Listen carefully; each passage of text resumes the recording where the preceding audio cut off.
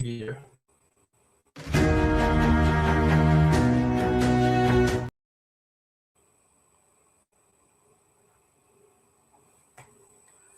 Okay, I think we are live.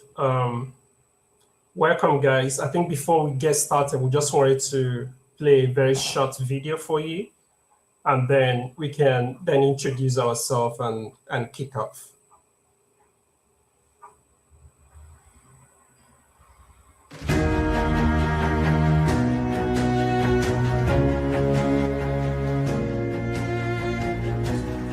Hi, my name is David Izuogu, and I'm the CEO of Aspiralane, which is a company that is trying to help students move from aspiration to real life achievement with their career. You know, apart from being the CEO, I have an extensive experience that cuts across 3 different worlds, from charity to corporate world, and of course to academics. In terms of charity, I founded a non-governmental organization called Africa for Dream Education Initiative, where all we do is probably just to support students, you know, to aspire to move to top international schools worldwide, and of course support research, learning, trying to bridge the gap between learning in the global north and the global south. In the corporate world, I've worked with a venture capital firm started in Cambridge, UK. I've also spent some time as a consultant with McKinsey & Company, where I supported Fortune 500 global company.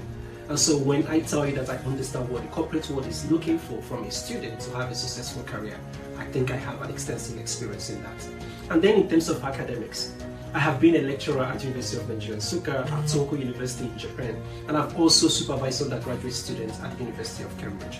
I have a strong background that through my academics, I've always studied on scholarship, from my undergraduate through my master's to my PhD at the University of Cambridge, all fully funded. And today, I am leading Aspiralane to support and continue to support students to achieve just like I have achieved. I have over $1 million scholarship that allowed me to start and finish my graduate studies from master's to PhD. And I want to be able to support other students to do the same thing.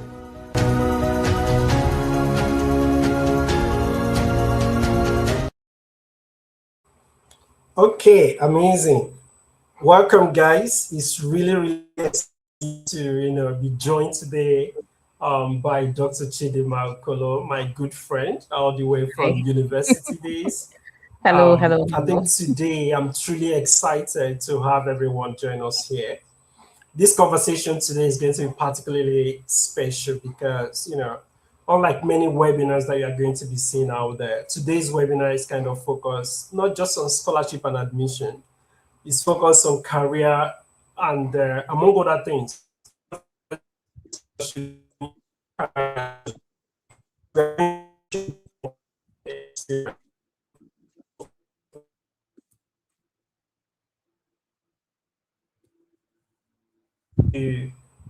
Sort of find opportunity repeatedly, but some others don't usually find. We're also going to explore what we've learned, from our personal journey, the mistakes that we've made, the opportunities we've nearly missed, and what students, parents, schools, and educators can do differently today, especially in the rise of artificial intelligence and the use of technology to kind of gain more knowledge and information that previously, even our own time, weren't kind of available for us. So I'm especially delighted to be joined by Dr. Chidinma Okolo, the founder of Quiet Learner, whose work around continuous learning, growth and career development have actually inspired a whole lot of people. So Chidinma, over to you. I'm going to give you the opportunity to briefly introduce yourself before we kickstart. Oh my God. Okay. Where do I start from? It's difficult for me to. I'm not seeing how many people are here. Where are they from? I think I like more of interactive. That's the vibe I like more. But I'm just going to keep it short.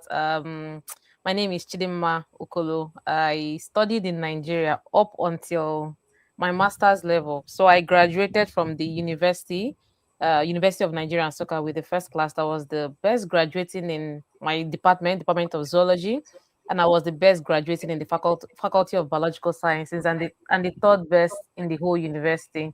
And then from there, we went on to do the compulsory youth service. And then I came back, I was retained as a lecturer. Same with David. I think we got to know each other towards that end of studies and then getting retained. And just like David, I know David as Trixty. Sorry. Whenever I want to say David, I'm like, it's like I'm calling a different person.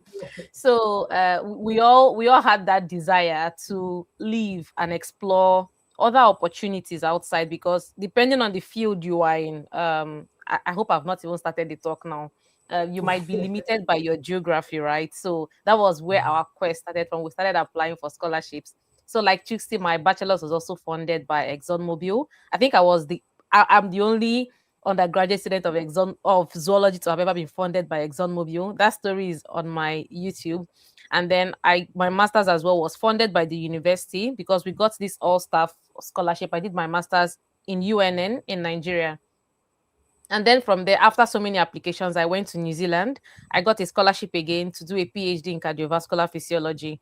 And even though I was doing a PhD in cardiovascular physiology, I started teaching myself how to build complex microscopes. And that was what brought me to the UK's National Synchrotron facility. So you could see that blend of biology or physiology with physics.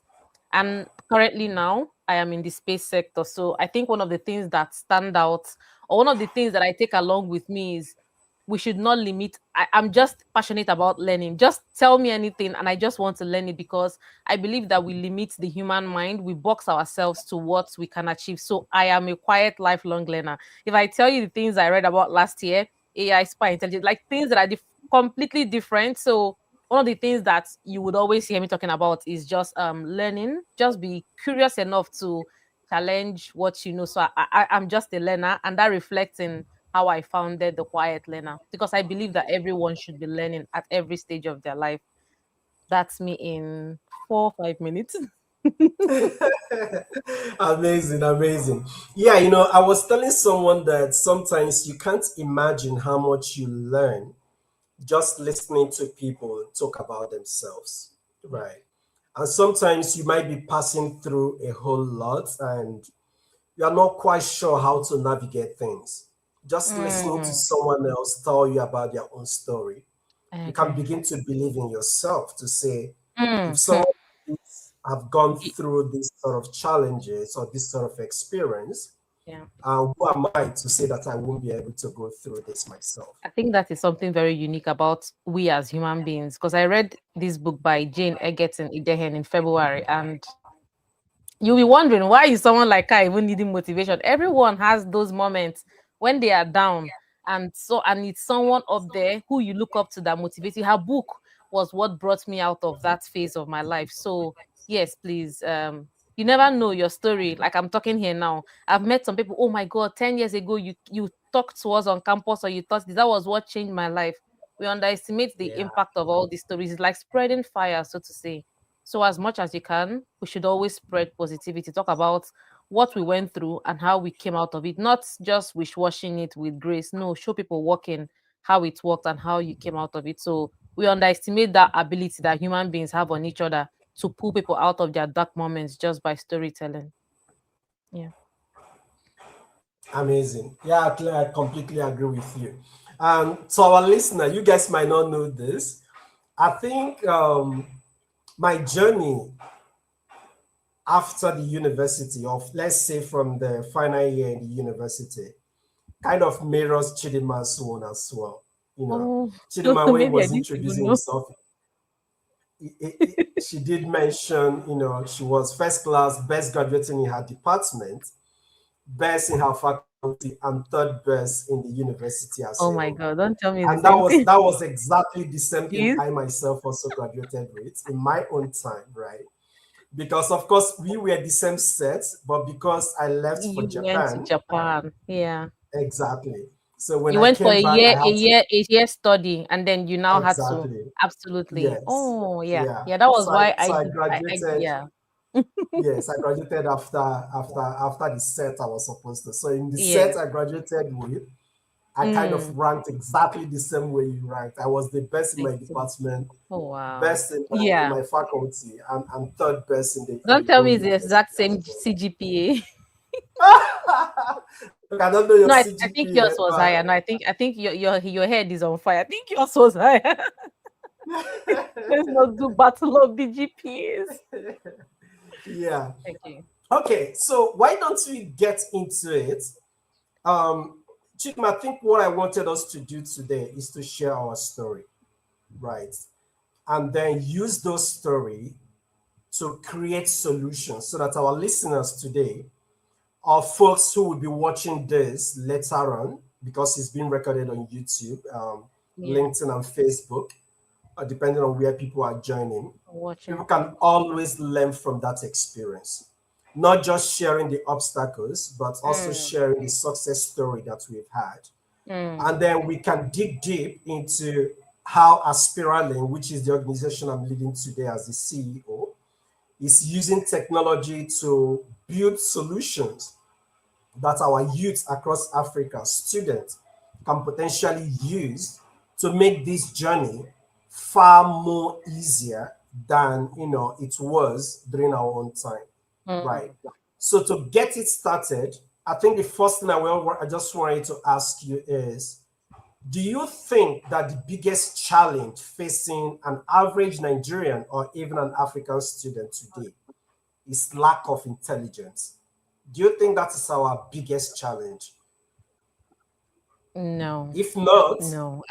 what do you think is our biggest See, challenge? in fact, I think because I'm in your own community, this audience, they've not heard me talk before. I even on LinkedIn, there was someone who's a very popular person said something, and that was the first time I ever openly disagreed on LinkedIn.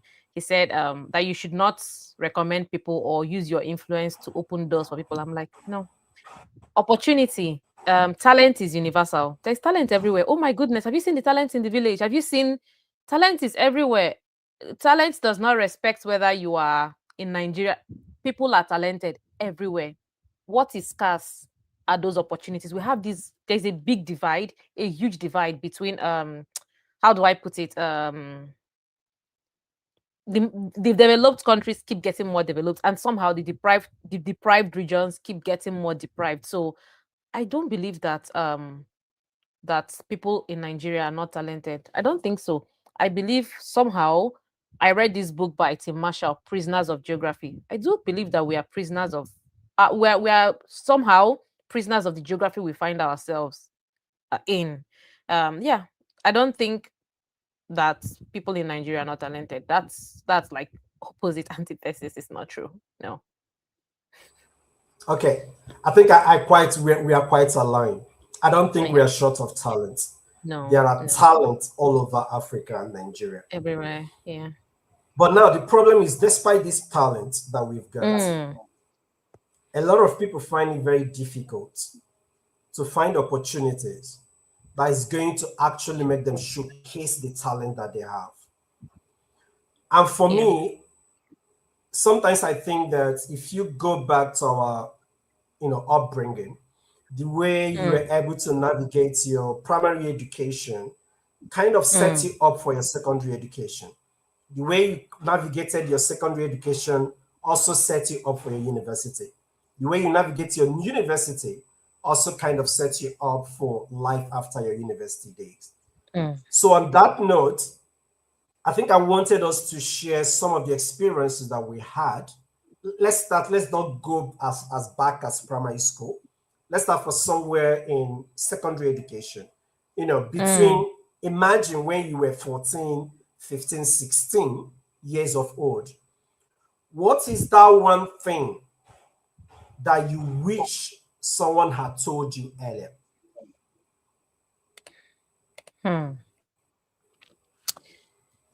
So I know you said I shouldn't even go back to primary, but I would even go back there. That I'll start with what was told to me, and then what I wish was also told to me. Because from where I was coming from, education was our ticket out of poverty, so to say, out of low middle, is it low middle class now? Because there are different levels of poverty and privilege. I wouldn't count myself at that bottom barrel, so to say.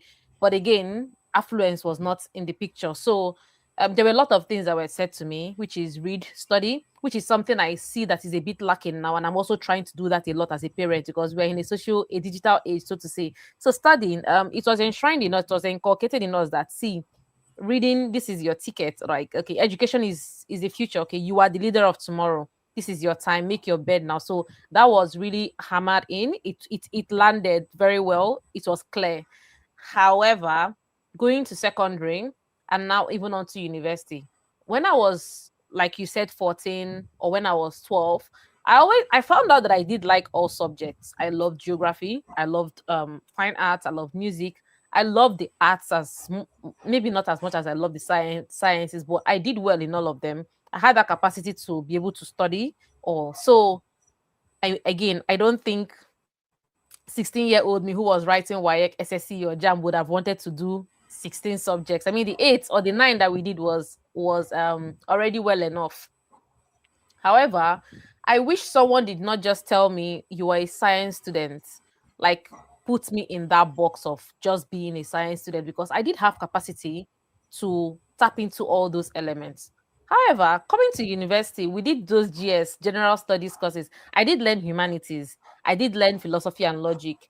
Learning that was good, statistics, computer science. So I appreciate the fact that despite the fact that I was studying in the biological sciences, I was studying animal biology, zoology, I actually had the experience to tap into statistics, computer science. I had the experience to tap into philosophy and logic and all that. That was a blessing because, like, current me appreciates that. I only wish I actually did it to the end. I did not just stop in my first year. That's where I would come in, because we say you are either a science student or a business student, but the way the world is moving, sometimes, especially if you want to sit in consulting, policy, intersecting roles, you don't need to be put in those boxes.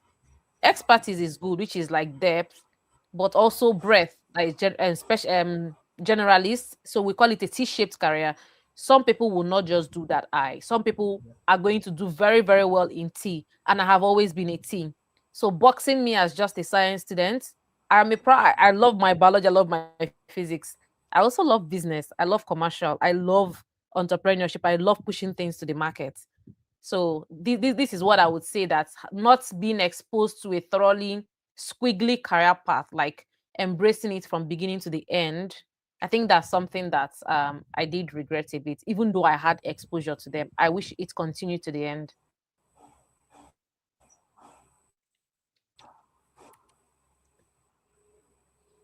I think there's a little bit of a delay, but I'm Amazing. done. Yeah, I Okay, think yes. I think my internet was kind of that's okay. lagging behind. I had to change to a different one. All right. Yeah. I think I completely agree with you. And if I might also share my own experience, and Amazing. I Yes, think yes, this is yes. very important to me because can you hear me good now? Yes. Okay. So I remember in my SS3, I never had the dream of seeing the four walls of the university. Now that Wow. was because I knew that my parents could not afford to take me to the Oh, university. But wow. there was something that I kept doing. I didn't Wow. give up. I didn't say, okay, because I won't be going to the university, I'm not going to take my Wow. studies serious.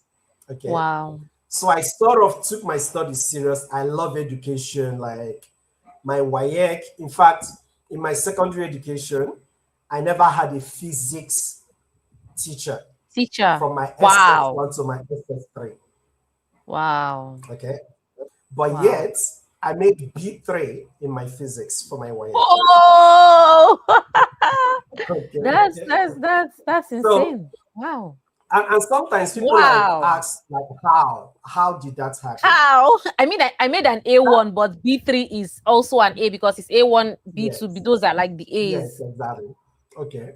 For someone who never Wow. had a physics teacher enter their class, Wow. the only time I had a physics teacher was a core member. I will never forget that guy, Wow. elusive. He's called elusive donor.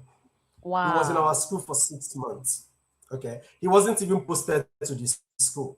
but somehow because he Landed wanted there. some extra cash, right? And then he Oh, started also teaching at our own school for 6 months. That was the first and the last wow. time I ever saw a physics teacher. Wow. Did, And did so you when not I have look access back, to extracurricular? So even while I was in secondary school, maybe when there is holiday, we go for holiday lessons. I can't remember the one I used to go on. Is it MCC Road? We'll go for those yeah, ones. I mean, that was not attainable as well. no, no, Wow. no, no. Okay. So And you know, I basically I had to now, study with wow. textbooks that were available to me, past questions, Wow. all of this, and then we form a kind of group study Mm. among my Wow. friends those Wow. days in secondary school, and that was how we actually navigated that, right? And so when Wow. I look back, I know that there's going to be a lot of secondary school out there. It might not be physics for them, it might be mathematics, it might be Yeah. chemistry, Oh my and so on and goodness. so forth. And even the ones that have the teachers, the way the world is moving with technology, you can't depend on the manual system of learning. Like you need Mm, to be able to learn with technology to catch up mm. with the speed at which things are kind of moving, which Wow. is the reason we are building Aspiralane and the things that we are kind of doing. And I believe that that foundation I had in my secondary school kind of prepared me when the opportunity through my aunt came for me to go to university. I didn't have Wow. to say, okay, let me go back and rewrite my WAEC or NECO because I Wow. already cleared my WAEC and my NECO. So I had the certificates ready. All I had to do is just Oh take my jam. goodness. And then the next thing I was in the university. So that is how I think what the lesson for me for that, which is what I would tell everyone who is listening to us, is Mm. that whatever you are doing, don't give up because of the current circumstance you find Yeah. yourself. Yeah. Continue to live as if Yeah. tomorrow you are very Tomorrow. sure tomorrow Prepare. is going to be Prepare. Prepare now. exactly. Yes. So that when that opportunity kind of presents itself, you'll be able to kind of leverage that and run with it. And that Wow. was actually what saved me because the Wow. opportunity I had to go to university came once, right? My goodness. And you And were if I ready. had missed it then, I don't think I would have been able to go to the university because in my second year of the university, my aunt couldn't fund my education anymore. And that Anymore. was what gave rise to Chooks Academy UNN. I want to jump in here. I want to jump in here. Sometimes when we meet people in life, we either judge them or we don't understand. Not judge, but you can't know someone's story until they open up. I'm hearing this for the first time. I know. I never knew why you would be building Aspiralane because I'm like, well, I mean, again, when you leave a country and you're a Yeah, bit removed from the people until you travel, I do try to immerse myself and insert myself in Nigeria. I used to be part of people who for I still fund scholarships and all, but I can't understand what you went through. I can't understand your own pain points, your own, but because it's from there that you call this Aspiralane. I call it your ministry because it's from there that this has been born. Because you want to make sure that, oh, sorry, something is wrong with me. My own, can you see me clearly? yes, yes, I can see. Yeah. Can you hear me? Yes, Yes. yes, I can hear you. Okay. So I was like, you want to make sure people have it not a softer landing, but you want to make sure that people have it a bit easier, more like you're making it easier Exactly. for them. So now I understand why you would passionately build what you are building. And people don't also understand why is she building a quiet learner? Because again, Yeah, as a mom, um, I know what it means to be a scientist and have to look for how you will still be employed and still thrive in your career while still being close to your children. So people will not yeah, understand why what I went through to be able to build this platform. So I just wanted to throw it out there that sometimes when we look at where people are passionate about something, we should actually, I'm also talking to myself, we should actually dig deep and say, maybe this is something that they've gone through and they don't want people to go through it. So you yeah, totally cut me off. I did not know this story about your growing up. I did not know. So I can totally, and for me as well, like also, like I told you that I come from low middle income, that we're not completely poor, but we're not rich. However, because my dad was a like he is a businessman building materials, it meant that because of policies in government, we did go through cycles in our finances. So this year or this season, 5 years, you are affluent, you have sales boys, we call it apprentice, and what. But then maybe they steal your money, or the government clears down your 5 shops, and then you go back to square one, you sell your Yeah. houses, you raise capital again, and then you go back again. So we used there was a point we used to eat bush meat, bush rats. We used to use our cages to catch bush meat. So yes, I did not experience the trenches but I did go through those moments where we were actually low. They sent me out of school for not paying school fees in primary school. So I changed from a private school to a public school then. I used to go to school with governors' children, commissioners, or my classmates. Then they removed me and took me to a public school. And then when my parents recovered, they took me back. They did leave my brother. I have a problem with that, but it was explained to me why they took me out, that I was going to be able to cope. But I'm trying to say that sometimes we don't understand what people have gone through that bets what they are doing. So well done. And I think we're going to talk off camera if there's any arm of your venture, maybe Aspiralane, if you have a scholarship arm, I'm interested in partnering with that. But yeah, I buy into what you are doing. No, amazing. Thanks, Jay. Thanks. I think this is really inspiring to also hear those words. Sometimes we tell these stories and then just sitting back and listening to how it's being received, you can then imagine our audience, someone who might be also experiencing this, then wondering, hey, okay, if this guy can do this, then I then should I be can able do to it. also do it. Yes. Exactly. I read Jane's So book, and the things she said in the book about women, like what she went through in her career when she was stuck in the middle, so many things she went through, that is enough to carry me through my journey for 20 years. We need to hear those stories. They need to be told. amazing, amazing. So one thing I've also realized is that realizing information itself is a competitive advantage. If you're in a competition and someone is more informed about what is going on, the person is going to always be ahead of you, right? So one thing I have also learned is that talent is common, like we've established from the beginning of this, but exposure is not. So that will lead me to making mistakes, the mistakes we've made, right? And let's be very practical here. Many students think that success comes from avoiding mistakes, but I don't think so. At least for me, like even at Aspiralane and other ventures I'm building, I will always tell people that every single success I've recorded in life came with challenge, its own challenge. So I have to surmount that challenge. Sometimes I make mistake in doing that. Sometimes I get it right, I get it wrong, I learn from it, and then I move on. So in reality, I think that success often comes from learning from mistakes quickly. So Absolutely. when you delay, that is when it might have some kind of negative impact that you might find it difficult to kind of recover from. So making that decision, making the mistake and learning from it matters a whole lot. So my next question to you is, if you look back, what are some of the mistakes that you've made as a student? You learned from it, or even what did you learn from it? And how did that mistake kind of project you forward to where you are today? Oh, as a student, so even up to my PhD, I would count that as studentship.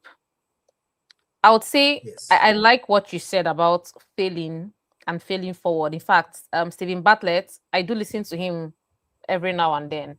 He said he likes to fail and fail fast. In fact, he wants to fail. I think he even has a department in his business called Department of Failure because they want to fail as much times.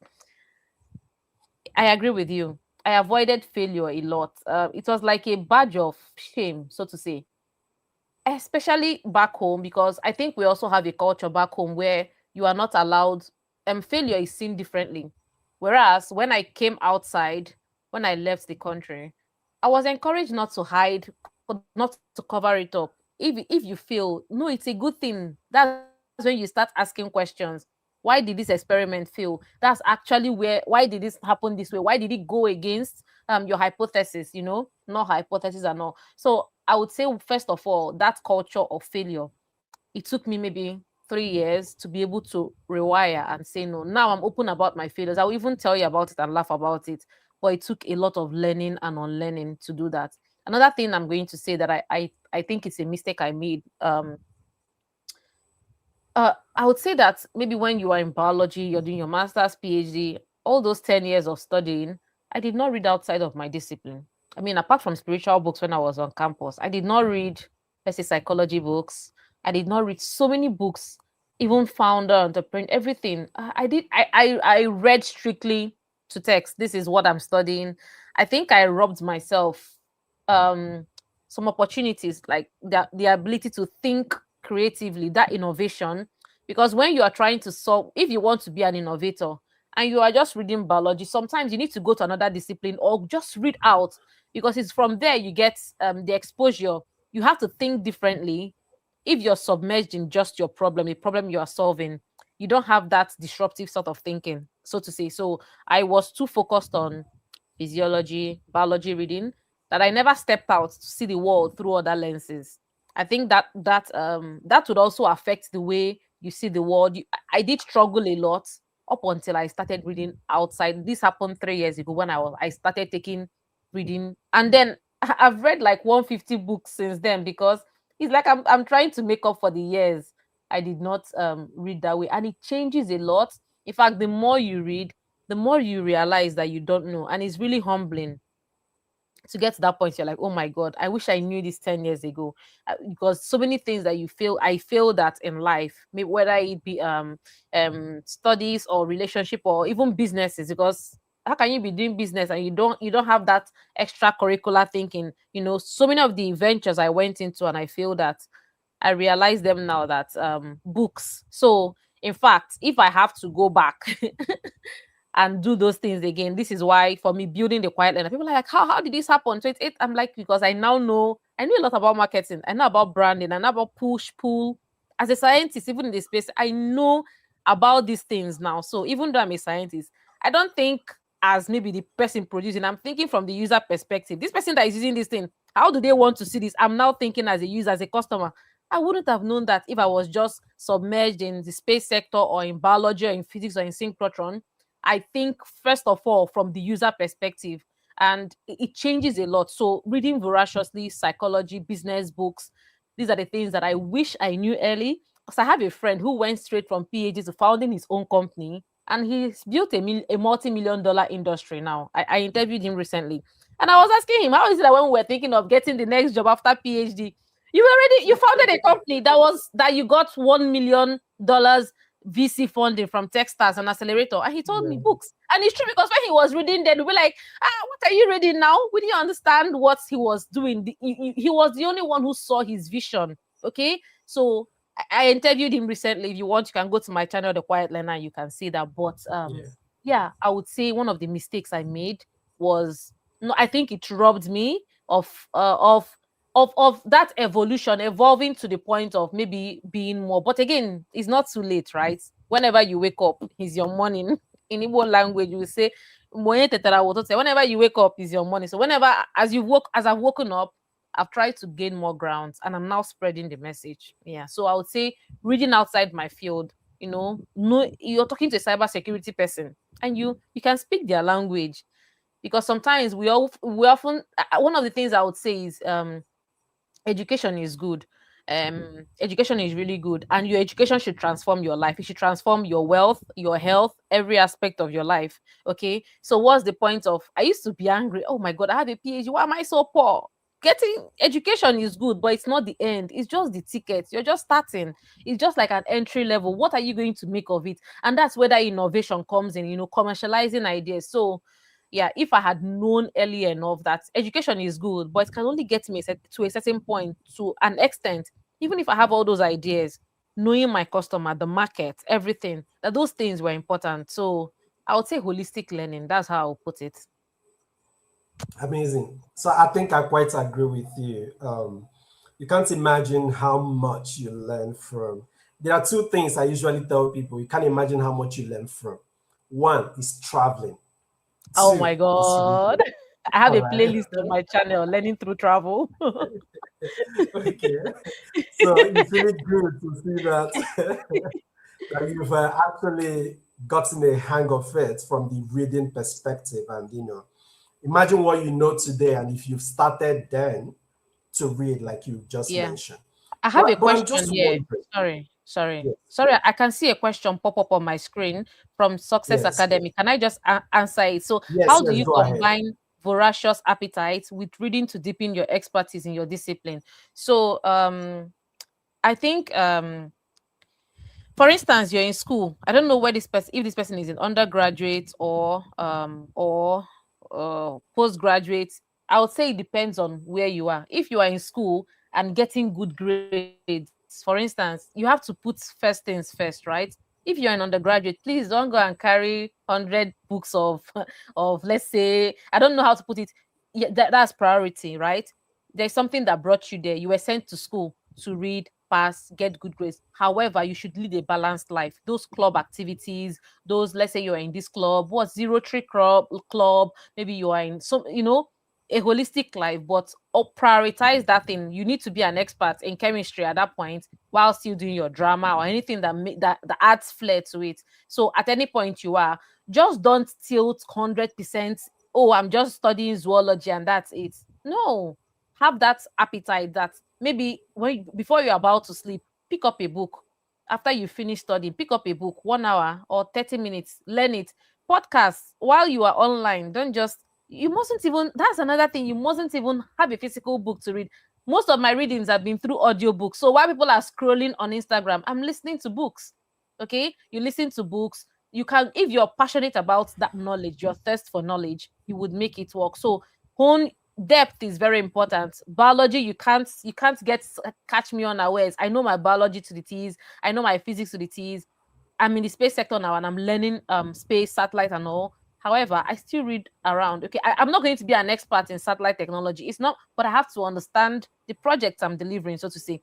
I'm not going to be an expert in business, but if I want to commercialize something, I need to get to a point where I can speak that language. So as long as I can speak the language of basic language of someone in cyber, it's just like traveling to Japan. If I can say good morning, hello, and transact to an extent in that language, I'm okay. It's the same thing with disciplines. I don't need to be an expert in finance. So to say, I have a finance playlist on my podcast because I'm trying to help those who are new to finance. As long as I can speak the language of the stock market, understand finance, income statement, balance sheets, that's okay. Accountants, do your thing. But I'm knowledgeable to this point that I can run. Do you understand? So your expertise remains your expertise. You go deep there, but be versatile enough to be able to speak at least entry level, we call it beginner, even if not beginner, mid-level language to converse with people in other disciplines. That's where I would stop. Okay, sorry, back to you, Trixie. Amazing. Thanks, Dima. So as you were saying this, something was just coming to my head. The role your environment played in your early days. And I Mm, will, I will, I will give you an example. So myself, I'm the first in my family, right? First to go to the university, even in my wow, extended family, first to be a graduate and all of that. wow. So at some point, I found myself figuring things out myself. So I didn't have anybody around me who went to the Mm, university. wow. So my environment kind of influenced me. I had to pull myself Of it. out of that Into it. environment, okay, to be able to look forward. So everything I was doing, I was just figuring out. I never had a mentor. I didn't have anyone Wow, who was like, hey, you need to go to the university. Hey, you need to take wow. your studies serious. Hey, How the did you easiest do way it out of though? poverty. That's a lot. So, I to like be I like honest, I hearing think this. it's I like grace. hearing such stories. I think you should meet Jane because I like hearing these stories. Like I won't see those who came from that extreme because it shows that Yeah, anyone can be anything no matter where you, as long as you can dream, you can be anything you want to be. exactly. Exactly. So I'm just curious, how did your environment kind of impact your early beginning and the decisions that you've made to get to where you Mm. are today? Wow, I think I even need you to answer this more than me because again, my environment. Yes, because I mean everyone has some certain level of privilege. I had my mom and my dad. like I said, studying. And I think sometimes when you see a child who actually enjoys, I loved reading. I'll go to school, come back and start teaching my parents. Like, in fact, I have a neighbor who is still my friend till today. We are friends. She's in the UK. She's my very good friend. When I come back, her flat, I was in a three-story, we're in the middle flat. Her flat was another building, but just facing my flat. I'll be teaching her. I'll come back. I will tell her the names of people. Till today, my parents know all my classmates' names. Oh, so and so person, so and so person. I'll be calling. I will teach my dad for 1 hour, then go to the kitchen and teach my mom. It's funny because my children, they don't even dare do that. I'll tell them you're disturbing me. They won't. They can't even torture me the way I tortured my parents. I had my neighbors. I'll call her. Oh, is it Wow. time? I'll ring. I'll hit on the rail. Bah, bah, bah, bah, bah. Come out. So it's time for teaching. I think that thing had always been there. Yeah, I've always wanted to be someone who shares knowledge. So my environment, when my parents saw that, my dad, looking back, I don't think I'm as good enough parent as my dad. My dad would sit down and listen to me for 1 hour. There were no phones then to distract parents. I would sing. I was in the choir. I think that environment where I was allowed to learn and come back and express myself, I think to an extent that shaped who I am today. To this point, also having good teachers who saw potential and harnessed it. I wasn't someone where I like, that's one of the things why I like, one of the things I know, that I think that's the way God sees me, daughter of encouragement. When I see someone who has that spark, who has that thing, I always go there and say, don't lose this. I encourage you. I drop, because you are going to meet maybe 100 people who will discourage you from going that path. If it's only my voice you hear telling you to go on, then that should be enough, hopefully. So I would say my environment was a very conducive and nurturing one. My parents saw that talent and they did not quench it. My teachers saw that talent and they did not quench. And I had a lot of bright people around me. Oh my goodness. I went to start right primary school in Owerri. The environment was very competitive. I used to represent my school then in national competitions, even up to secondary school. I had to go to national, state competitions. So I had very, very, very not competitive, but it was more like I was in the midst of the best of the best. So it also pushed me to not to good was not good enough. You have to push yourself to be better and be better, because if you're scoring 80%, what someone is getting 100%, you have to push yourself to that point.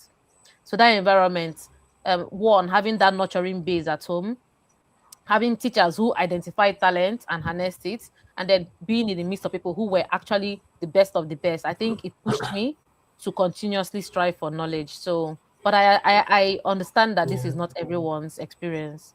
Yeah. Yeah. Amazing. Thanks for sharing that. Yeah, and I think you're spot on that.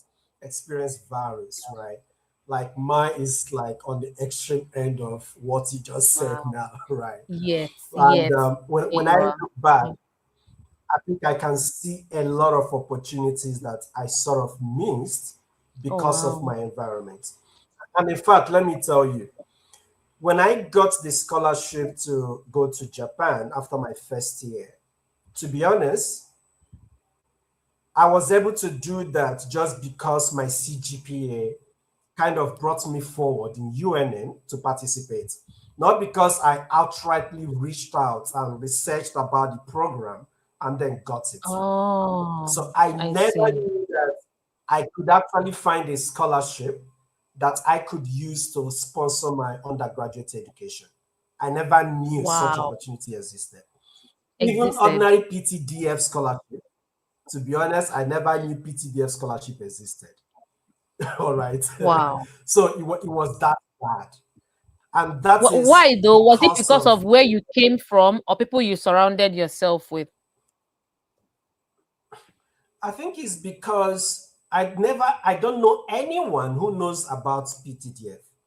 And Wow. internet is not as No, it no, is no. today No, no, in no. those It was days, right? newspapers, yeah. Yeah, if you even have a phone that has internet, you're probably a big Mm. person. But where I'm coming from, it's just Nokia Touch that we are ever Yeah. Yeah. privileged to have, right? So Yeah. you wouldn't have the opportunity to start surfing the internet as of then, Wow. right? So all of that, and that is the reason we are building Aspiralane, because we understand that there are a lot of people that don't know that certain opportunity exists. Exists. Today we are talking about beyond your degree, whether it's your secondary school degree, your university degree, master's degree, PhD, whichever one it is, the opportunities, career success in a 21st century, in 2026, how can you better position yourself to kind of grab those opportunities? And sometimes people don't really know that there are opportunities they are missing until you look back and see Wow. what other people have achieved and what other people have done, right? So I think the next I wanted to ask you, because we don't just learn from other people's success, we also learn from other people's mistake. Do you think Absolutely. there are opportunities that you missed because you simply didn't know they existed? For me, scholarship is one of them during Yeah. my undergraduate education. And that was the reason when I then knew that actually I could do my master's abroad on scholarship without my parents having to worry, then the sky became my starting point, not my limit, right? Yes. So I just wanted to hear from you. What opportunity did you miss because you simply didn't know they existed?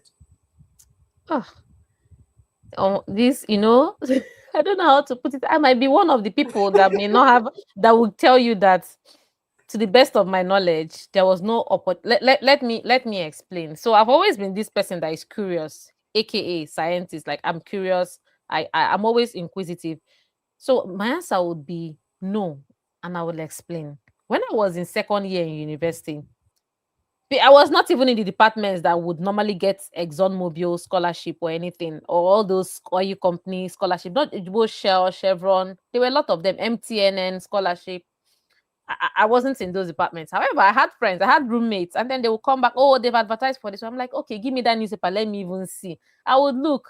So one of those was ExxonMobil's. My friend, ExxonMobil, my friend from geology department. Geology was listed, I think medicine, agric. I'm like, where is zoology here now? They didn't put. I'm like, okay, well, I will apply. I applied for it.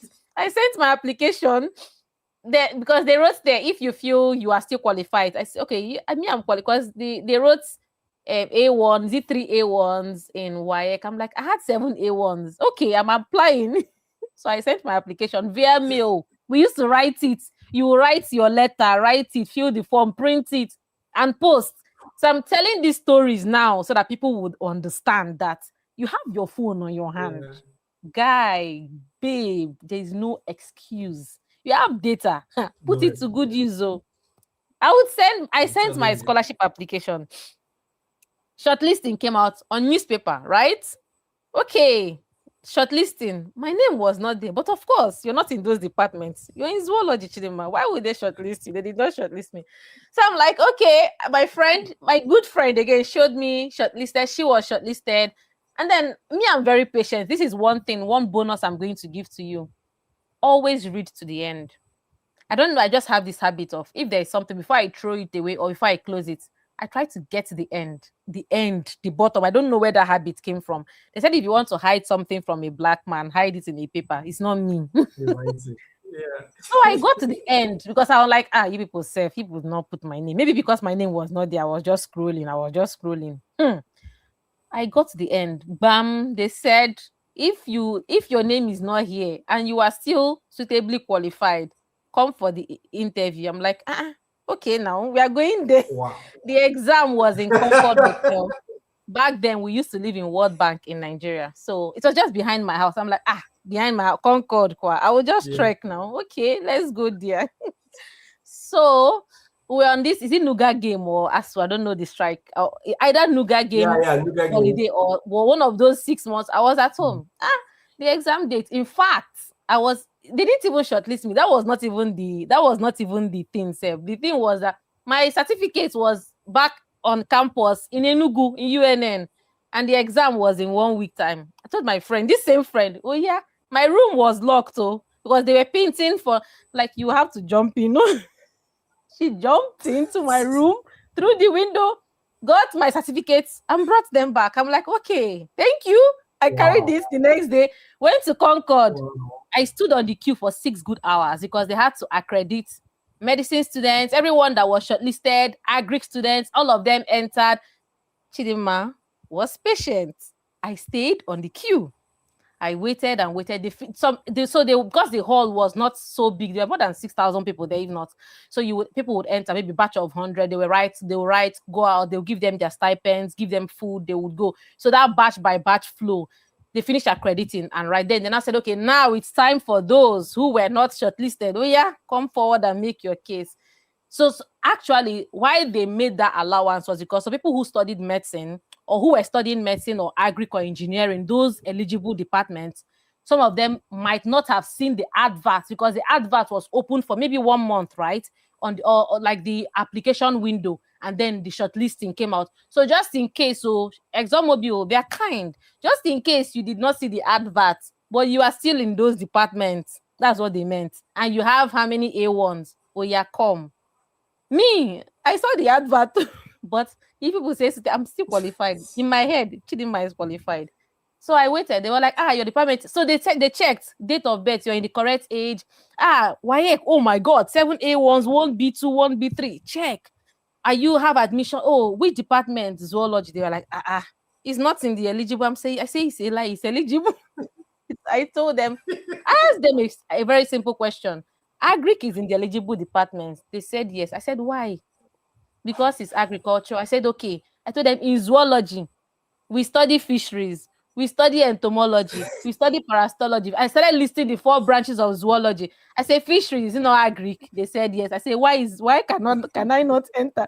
That was when I tried to explain to them that you don't close it off because of the department. Do you understand? That people zoology does not mean I'm not, but for real, we had fish farms then. We were doing fisheries, we were doing entomology, which was how insects and pests and all. So because even agri people used to take our courses. So the 3 guys there, one woman and 2 guys, they were like, but she's saying the truth. So she studies all these things in zoology, and we're allowing agri people to enter. Agriculture now is the same thing. I was just there for 2 minutes, so then it was so they now said, okay, enter. Because me, I knew if I entered there, I was going to pass that. Chinese, maths, and English and whatever. Let's go and write it. I entered and I wrote it, and I got this. And after 1 month or 2 months, my HOD, I was just in class. They were like, Professor so and so person is calling you. I went. They were like, how did you get this scholarship? I said, which scholarship? He said, ExxonMobil. Nobody has ever gotten it in this. What did you do? We're not even qualified. I said, I told them that I'm qualified. So anyway, they had to keep sending my CGPA. I had to maintain is it a 2-1 CGPA till I graduated. I finished with the first class. So my point is this. Yeah. I think I was always someone who put myself forward for opportunities. I would never discount myself as not being qualified. Because there's these statistics that women, when we are even 70% qualified, we don't apply for roles, opportunities, or grants. But men, they just need to hit 40% and they apply. So I've always been someone who's, okay, if I didn't even know about the statistics back then, but I was not going to let whatever situation it was to come in my way. Same with PhD scholarship. I applied for more than 1,000 before I got New Zealand. And when I got it, I also got Japanese JICA the same year. So opportunities is something that I always do. And sometimes one of the things that I do is that I don't wait to be there to find that. I actually somehow set up systems and structures. Atomic Habits is a book that teaches this. For scholarships, when I was doing my master's, I was looking for PhD scholarships. Scholarship positions was one of the emails I would just set automated. It comes to my email Mondays and Wednesdays, and I scroll through and see the ones I want to apply for. So instead of me to actively be going and be searching, the search came to me. All right. So these are the systems that I put in place. So even if you don't want to go out seeking for opportunities, set up those systems that those alerts come to you. That's one of the things. And put yourself network. Your network is your net worth. Amazing. I think from what you are saying, Dima, what I'm hearing here is, determination, they say, is key to success. Oh yeah. So imagine if you've given up just because you didn't see it. Like yours, I don't even know what to call it. You didn't see your name and you showed up, right? So I think that's we tell you, always show up, right? It's very, very important to always show up. And from what you've just narrated, there are a couple of things that I'm seeing here. One are the choices you make for yourself in life, right? The academic choices that you make impacts who you become later on. Yeah. For instance, when I wanted to get into a university, I wanted to become a medical doctor, right? Oh But for wow. some reason, my cutoff didn't get, my Yeah. jump cutoff didn't get Yeah. the point. I had to kind of shop into pure industrial chemistry. Pure industrial chemistry. But Same thing after too. my Same, first same year, thing with me as well. Yeah. yes, exactly. After my first year, I had the CGPA that if I decide to change to medicine, like I Mm. will be the first person they will take. Yeah. In the whole of my first year, I think we took a total of, is it 21 courses? And I made 20 A's and 1B. Oh yeah, in the whole, Okay, like in the first and second semester. Okay, yeah, yes, yeah, yeah. exactly. Okay. And you made So how with many that A's? sort of CGPA, 20 A's and 1B for the 21 courses. Wow, so that's like Okay, so 4.9, 4.97 or yes, 4.96. 96, Wow, 4.96. Okay. And that was what took me to Japan, right? That was the that's CGPA good. that took me to the scholarship in That's Japan. good. At that point, I had to make the choice of whether I still want to switch over to medicine or remain where I am. Okay. So that is the academic choice that I made at that point in time. And to be honest, I didn't have any mentor. I had to make that decision myself. My parents didn't make it for me. I just had to, on my own, navigate. In fact, some of the things I considered was people were telling me that if you want to study medicine, like you need to be devoted, don't need any distraction. And I know that I have a distraction, which means I somehow need to find my financial backing myself to be Yeah, able to remain in school. yeah, And if I don't have the financial muscle to focus in yeah, medicine, then why am yeah, I going to medicine? yeah, So absolutely. that's one. So the academic choices that you make kind of put you in front of opportunities. So I just wanted to put this out Point it to out. our listeners. Can I Then the ask a second question thing is though? awareness. Can I ask Yes, you go ahead. something? Looking at how Yes. life, how you've, I mean, you went to Cambridge and all that, McKinsey. Do you miss out on not studying medicine at all? Because I would No, like the audience no. to learn In from fact, that. I So, think that if I had studied medicine, that would have been the wrong choice. mm, I think that would have been the wrong yeah, choice. you would Okay. not be as Because fulfilled as looking you at, are now. yes, I don't think so. Like I would have been limited to medical thing. I don't think I would be this entrepreneurial, thinking about solutions and how I can Solutioneering build, you know, technological solution to solve real world problems. Of problems. course, that doesn't mean that medical doctors No, are no, not no, solving no, real no, world no, no, no, no, no, problems. absolutely. They Yeah, are, they are, they are solving it. exactly. Amazing. So the second thing apart from academic choices is awareness of scholarships, right? So I have seen that delayed awareness could kind of prevent you from knowing that an opportunity for a particular scholarship exists. Hmm. You don't have that delayed awareness. And so you got it right there before you, Them. and Yeah. you were determined and you go for it. But for myself, I think my own is the reverse. I have a Hmm. delayed awareness for scholarship. Oh, But wow. today, I kind of was able to, when I became aware, I have to like go after it. Then Hmm. another thing that I think also impacts opportunities, limited mentorship.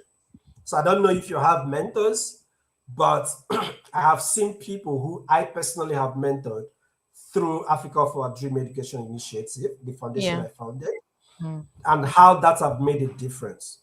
A lot of them, there are people that I asked to apply to Cambridge for their Hmm. masters and PhD, and they were like, no, Cambridge is not for someone like me.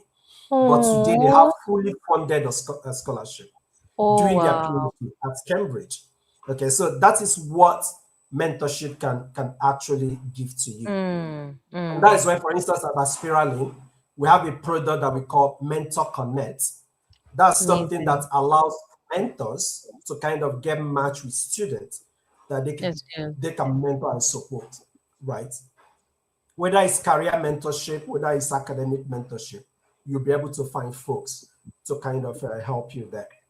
And then the last Can but I ask, not the least, sorry, can I ask you yes, a go ahead. question? So, because one of Yes. the things I noticed is when students or people who are looking up to others for mentorship, when they have that access, and if it doesn't cost them anything, sometimes they take it for granted. Is there any way, anything you've put in place in Mentors Connect to make sure that students or people who are looking for these opportunities, they have access, all right, but they know it's costing them something, and they know the value of what they have access to? Yes. So the way Mentors Connect works is that we are bringing in people who have already succeeded, whether it's in the career field, whether it's in professional career, whether it's in academics, and then they will come on and say, if I mentor you for 1 hour, you pay me 10 naira. Okay, so there's a charge to it. However, you can also get free mentorship from Aspiralane, but it's also limited. So we can give you a 1 hour free mentorship. You jump in and discuss with one of our mentors who want to provide that for free. But if you then want more mentorship, if you want, like, you can have a monthly subscription or an annual subscription where you are assigned to a mentor that will then help you navigate your career journey end to end.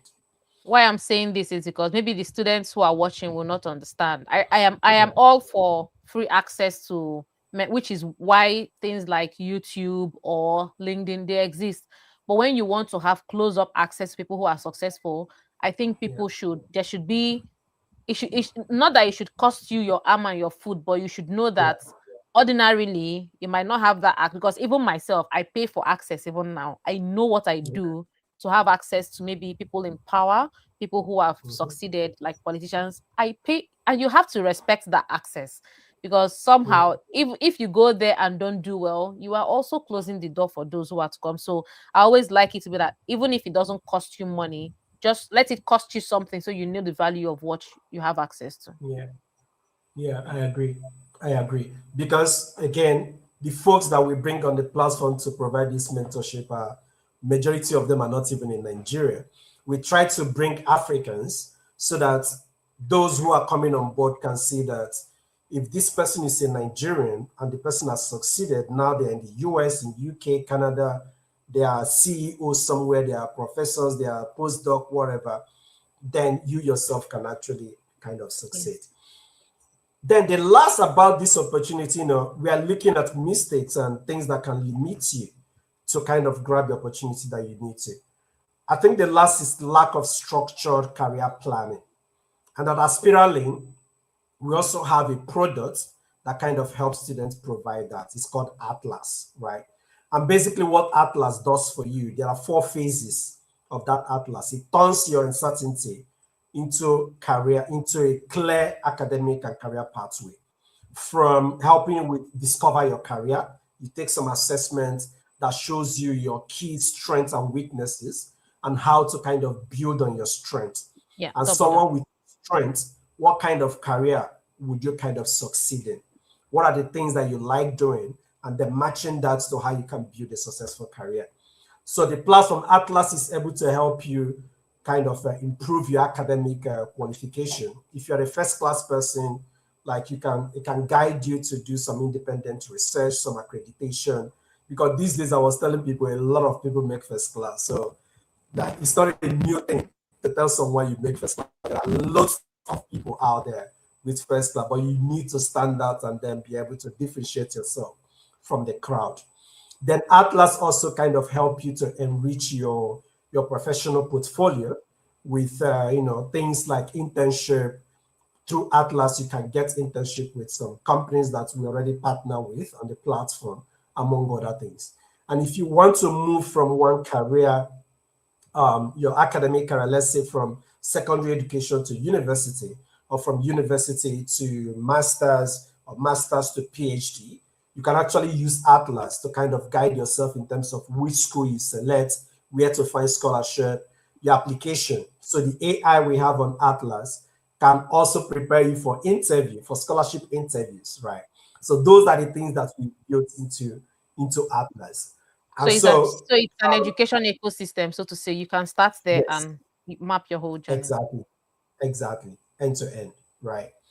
Okay, so for anybody wondering, I think I'm hearing about this as well so I'm also asking my own questions so I can also understand the product. It was not rehearsed. I'm hearing all this. Amazing. So I think the next thing I wanted to, we've taken 1 hour, which is now like 50 minutes, 50% of the time. This is supposed to be a 2 hour section. And at this point, before we kind of progress, I wanted to bring up a poll. Please, if you can bring up the poll that asks to understand our audience, right? It's just for them to type on the, um, those who are watching, just type on your on YouTube, on Facebook, wherever you are watching, just type the comment. The pool is we want to understand your current career level so that going forward in the next 1 hour, we can focus more saying things that kind of matters to those who are here. Yeah. Of course, I know that people will still watch this later on, but for Yeah. you, those of you who are here, you wanted to make sure that the questions and the things that we are kind of discussing are speaking directly to who you are and the things that you might be facing. So you can see at the top left corner, it's a current career level, and there are four of them that we've listed there. Just type the number that's kind of just the number. You don't need to type anything. So number one is secondary school student. If you're a secondary school student joining, just type one. And then pre-university student, if you finish secondary, but you're yet to get into a university, just type two. If you're a university student, just type three. If you are a graduate, graduate can be a graduate student. It can be that you graduated from university and all that. You can type four. So we'll keep going, but please just type that so that we can reference that and then be able to continue this conversation in a way that sort of um, tell us to who you yourself you really are. Okay, so I can see a lot of people here are graduates. So you could be doing your master's, that is graduate. You could be doing your PhD. It might be that you just graduated from university. That's completely fine. Wow. All right, so that's great. So a Do you have an lot idea of of how many people have entered? Because I can't see the poll from the back end. How many people have entered the response? yeah. So we have about 18 people. Okay. Wow. Oh Okay, so wow. 100% of those who've entered are actually they're actually all graduates. All right, so I think that's kind of help us to know how to navigate the next phase of this Please. conversation. And the next thing I wanted us to discuss is what actually We have creates someone from university opportunity. now. Okay. Sorry. Ah, okay, What did yeah. you say? So we have someone from university. So what actually creates opportunity? Okay, Hmm. and for this, Chidinma, I think what I wanted to ask here is looking at grades. People think if you're in the university, wherever, because we're talking about academics, that Hmm. grade alone creates opportunity for you. I don't want to kind of push my own answer, but let's hear from you. Do you think that grades alone determines success? If not, what else matters? Okay, so I'm just going to my LinkedIn now. If you see me, and I'm trying to go to my latest, because I write weekly articles. So I'm going to answer. I think I'm going to read out the last article I read because it's just going to give you an answer to this. Okay. Yeah, Um. Yeah. So I published this on Tuesday. My weekly articles drop on Tuesdays on LinkedIn. So I'm going to read it verbatim from my article. Okay. We are often conditioned to view a university degree, especially a PhD, as the ultimate finish line. Okay. So, towards the end of my own doctorate, I realized that the degree was merely a ticket to the starting line.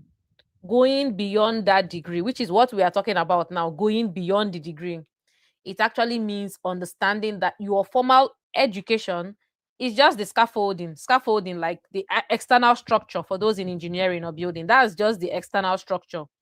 The real building happens when you teach yourself the things that no syllables ever covered. And for me, that meant putting down my textbook and teaching myself how to physically build complex microscopes from scratch. It was microscopy that brought me to the UK, not necessarily my biology. Okay. So the letters behind your name, whether it's PhD, MBBS, whatever, MSc, those letters will open the initial entry level doors, right? Your first roles, your first roles, the entry level job, scientists, those letters are good. They would open those doors. However, it is your relentless curiosity and commitment to being a quiet, lifelong learner that will actually build the room that you are in. So I went ahead to say, building that room requires gathering the right materials. Now I'm going to answer Chixi's questions. The most valuable ones are rarely found in academic journals or textbooks. The true currency of career mobility lies in your transferable skills. I don't know if we are aware of what transferable skills. These are skills that can move, whether you're a doctor, engineer. If you leave, let's say, engineering and go to another sector, that skill can move with you. We call them soft skills or transferable skills. And this can be data, it can be project, it can be sales, it can be marketing, it can be your ability to negotiate, it can be any skill that is not tied to a sector. Now, this is what we call transferable skills. It could be your ability to manage complex projects. Project management is what moved me from biophysics or synchrotron into the space sector. I moved with project management, okay? Or your ability to leadership is another skill. Or your ability to communicate science communication. You translate dense technical data into compelling narrative, storytelling, science communication, public engagement. So now you hone these tools not just through your formal certifications. Remember, your degree is important. It gets you into the room. The scaffolding opens the door for you, entry level positions. Okay. Now, you can hone these skills through a dedicated habit of informal learning. That's why I always talk about lifelong learning. So I've noticed firsthand my own experience now, maintaining a steady habit of reading books each year across different industries. It keeps your mind elastic and open to new frameworks, models, opportunities, and roadmaps. And the world is evolving. Do you know that roles that existed last year, some of them are no longer existing now? Why do you need those roles? We have agentic AIs. Okay. Very importantly, you can't even build this room alone. Networking, genuine networking. Okay. It's not just exchanging contacts or business cards or just following someone. Now it's following someone. Genuine networking, in my opinion, is your humility to step into cross-disciplinary, cross-cutting spaces. For instance, I'm in the space sector now. Do you know that there's still biology in space? We have space biotechnology. We have biopharma in microgravity. Drugs are being manufactured in space. If I did not have the courage to move with project management to the space sector, I would never have seen the possibilities of biopharma or biotech in microgravity. I would have been limited to what I knew.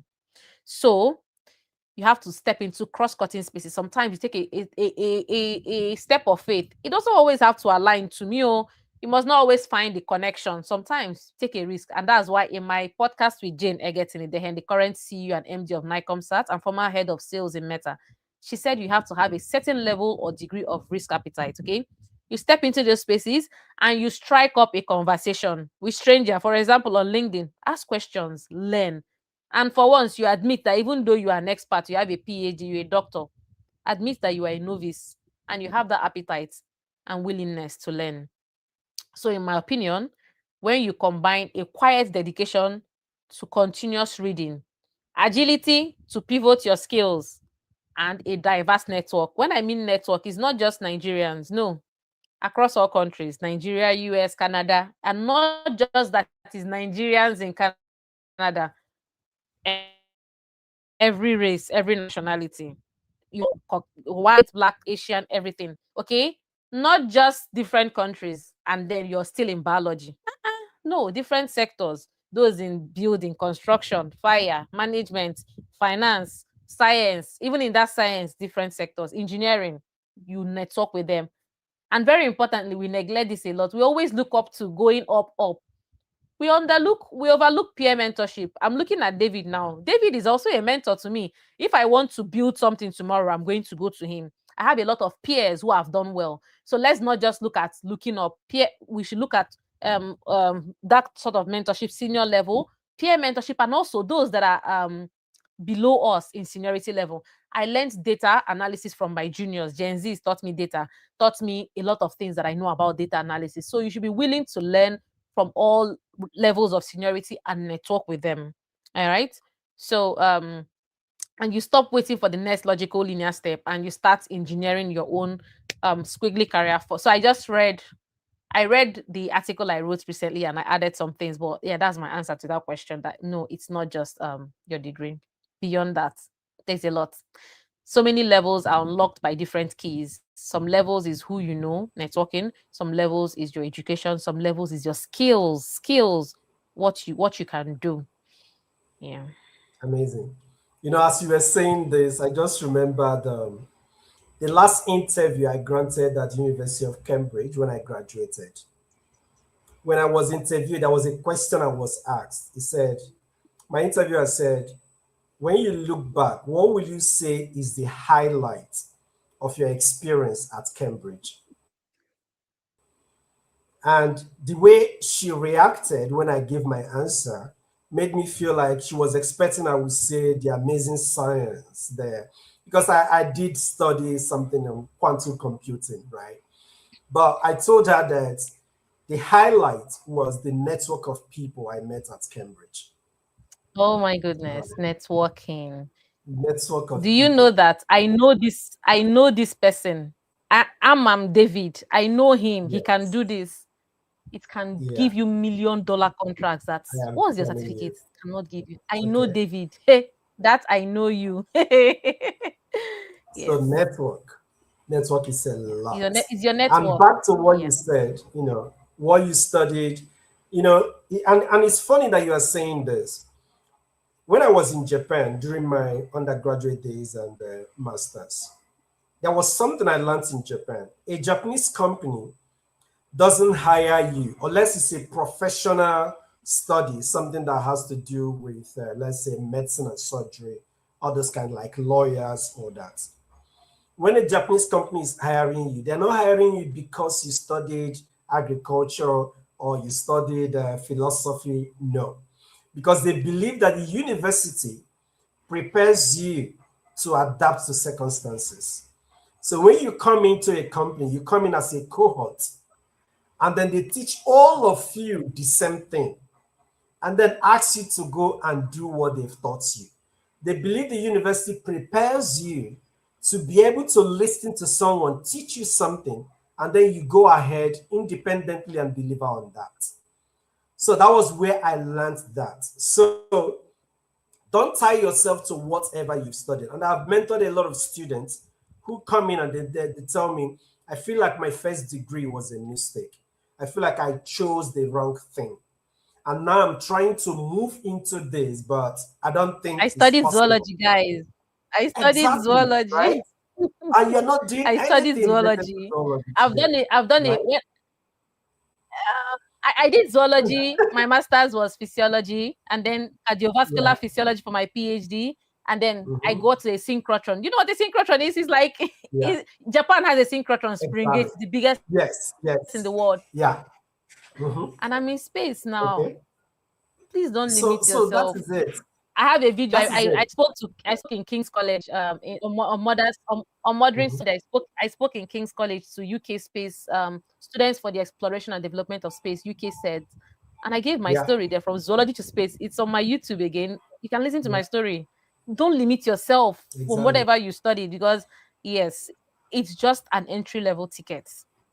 You are the one in charge of your career. Well, you and God, if you are religious, but chart your Yeah. course with faith. Yeah. Be fearless. Jane Yeah. Egerton said in her book, give yourself permission. People will say, what she do? Jane went from engineering to she did engineering for a lot of time and then to sales. She worked for like Ericsson, Nokia, Avanti, went into fashion, became head of sales at Meta, that's Facebook, and she got appointed by the president to head Nicomsat. Please give yourself Yeah. permission. Okay, be fearless. Do what if it makes sense. And sometimes don't always try to connect all the dots in all your career journey. If I did not take the leap of faith and say, okay, now I want to. This is the career step that I mean, I left the lab. I've published in Nature. I've been on BBC. I've done so many. I was like, yes, this career path is good. It has given me a lot, but it was taking time also from my children. So I had to map what gave me work-life balance and Yeah. pivoting to not pivoting, but transferring my skills to managing projects in the space sector was the next good thing for me. Mhm. I did it, and I never knew that I would still meet biology in space. So what am I saying? Sometimes People might judge you. Oh, what's she even doing now? What? But you know your journey. You know where is pinching you, and you are doing what is best for you. All right. Sometimes you have to take that risk. You can't see it all.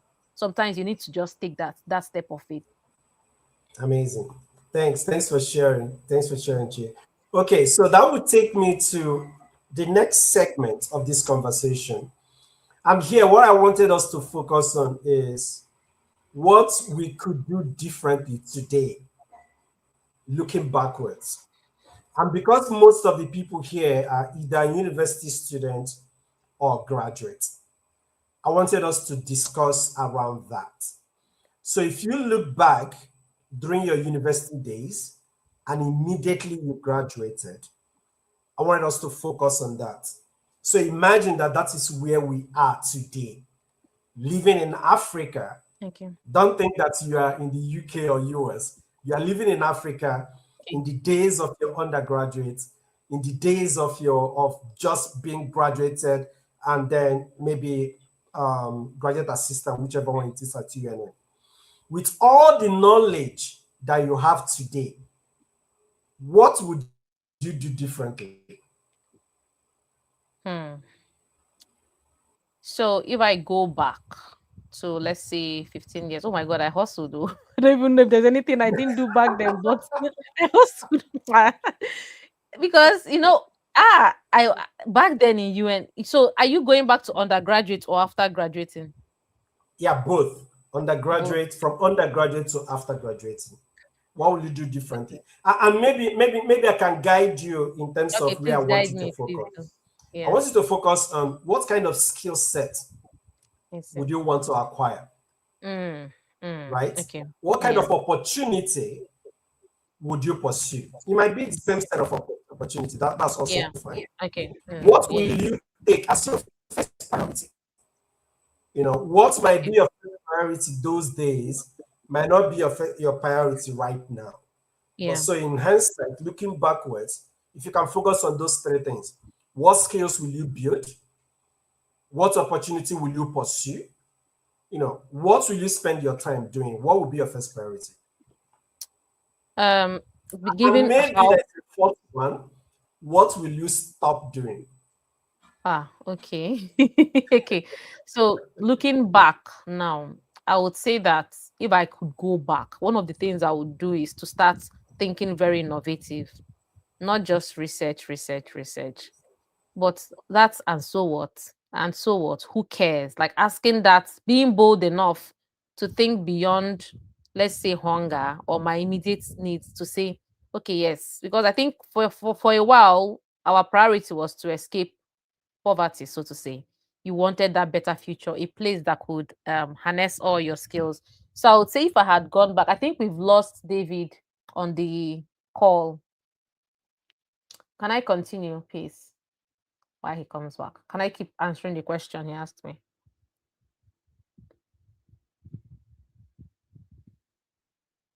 Okay. So I'll continue. Thank you, Tim. So if I could go back, I would think more innovative. I would ask that and so what question.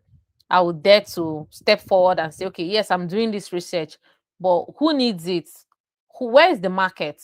Who is the customer? Who is the end user? What product can come out of it? I'll start thinking a lot more in that commercial and business mindset because, like I said, a lot of us, if you're I don't know. Maybe I have Igbos, I have Yorubas, I have all ethnic groups here, but we are also very, very commercial in our own where we come from. So I would try not to suppress the commercial aspect of me that my parents gave me. I would try to bring that even into science. I would start asking that so what question when I was back in the university. I would start looking for hackathons to attend, accelerator programs, and there are a lot of them now.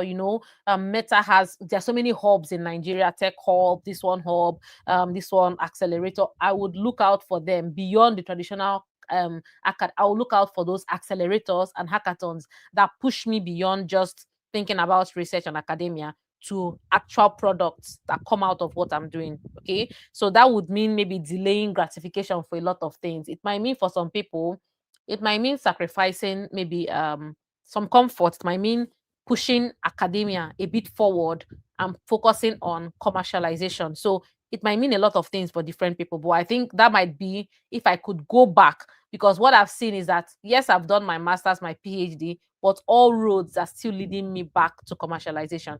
And I don't think it's a regret. I needed to learn all those academia to get to where I am now. So it's not a regret. But if I could go back, I would start thinking about the so what, who cares, who uses it earlier enough in my journey. What will I not do? And one of the things that I would not do is to define myself by my discipline. I would not say I am a scientist. I would try to separate my identity from my discipline, because it gives you the agility to be able to pivot, to transfer your skills to every sector. How can you call yourself, oh, I'm a scientist for 20 years, and then you want to go and start doing, let's say, business or project management? How do you start quickly answering, I am a project manager? So one of the things that I would go back and do is to not define myself by my roles. Those things are simply roles. I would go back and just say I am doing science or I am doing biology. One of the things, if I could go back, would be to dissociate my personal identity from my career, what I'm doing, so that I would have that agility. Because for me, before I could leave the lab, I left the lab last 2 years. That ability to leave the lab, it took a lot. I had to dissociate my identity from where I was going. It took a lot of reprogramming. So if I could go back, I would say I am doing medicine now, not I am a doctor. That's one of the things I would not do, to define myself by my roles. Amazing. You are muted. By the way, I could hear everything you were saying, even the point Oh, when okay. you thought I was out. I was just Okay. in the back. I could hear Okay. you. Okay. Okay. Thanks for sharing. Okay. I think that is really exciting to see, you know, the conversation that we've been having, starting from looking at the environment around you, growing up, Mm, the opportunities, and how you've kind of presented yourself, prepared yourself to be able to get those opportunities that you got in the earlier days of your life, and how the kind of decisions you made those days kind of brought you to where you are today, because that is what it is. You make choices, and those choices are what brought you. we're a product of our choices. See, I one of the criteria for me to choose friends, I kid you not, their choices. I don't care if you are intelligent, I don't care if you are rich, I don't care if you are beautiful, handsome. I kid you not, I actually dissociate from friendships based on that. If I see your choices, to me they define your value system. Your Yeah, choices determine if you're my friend or I'm not. I have distanced myself from people who are ordinarily very intelligent, very, very good people. But I look at your choices, I'm like, no, these things are defining your value. I can't be part of it, and I'm out. When you said that, you just hit it. Your choice, you are a product of your choices. What you decide today, the exactly. result will be tomorrow. It's really serious.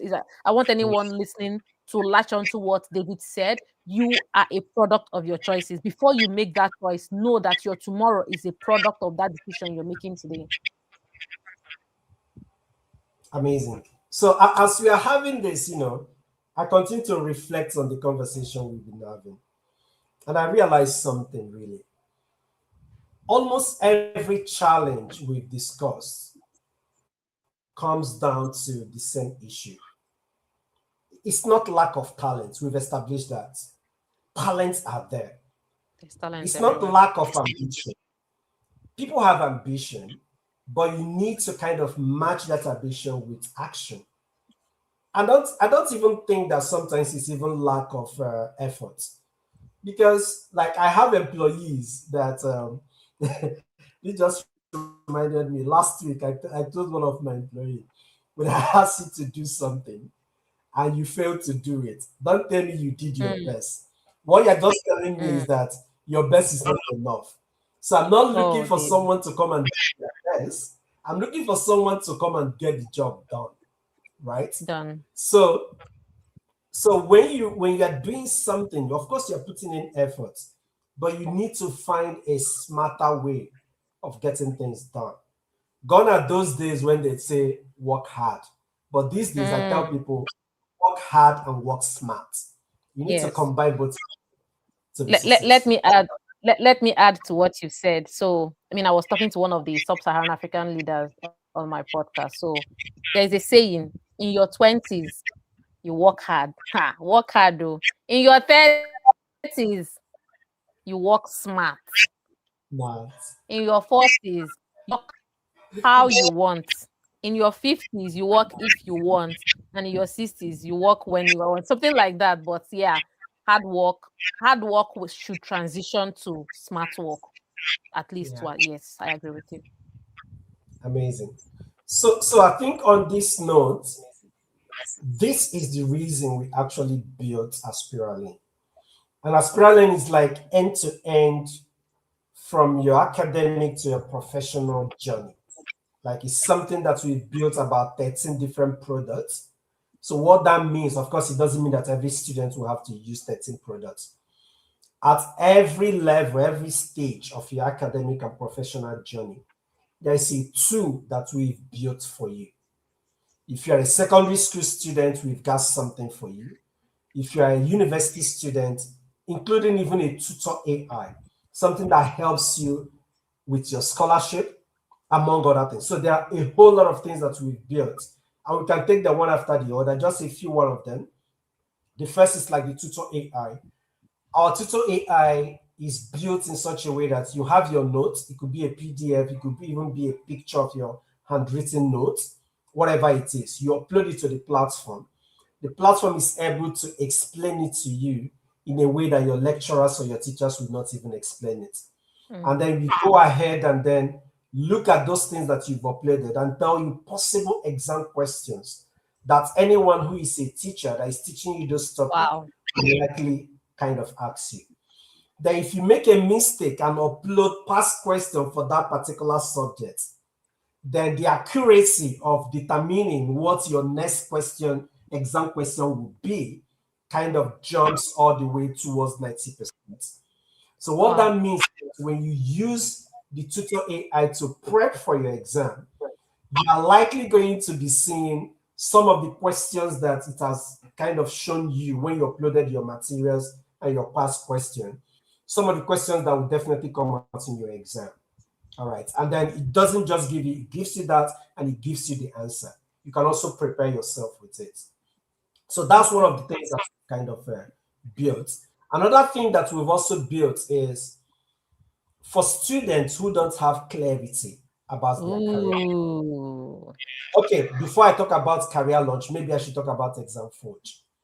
So Exam Forge is like I talked about tutor and I talked about learning and then seeing the exam. But Exam Forge is all about past questions. And what our Exam Forge could do, let me take WAEC for instance. We've uploaded historical WAEC past question, maybe 20 years ago. Oh. Now you are a secondary school student and you want to write WAEC in 2027. You can come on the platform and tell the platform that you want to forecast possible exam questions for WAEC biology in 2027. So what the platform does is that it looks at those historical past questions, the way the topics are showing up, the way the questions are showing up, the learning modules and everything. And it's able to then forecast a real, something that is almost the WAEC question that you are going to then take in 2027, even before 2027, right? So what we've done to test that accuracy is that we looked at previous years and we know that we have real past question for 2025.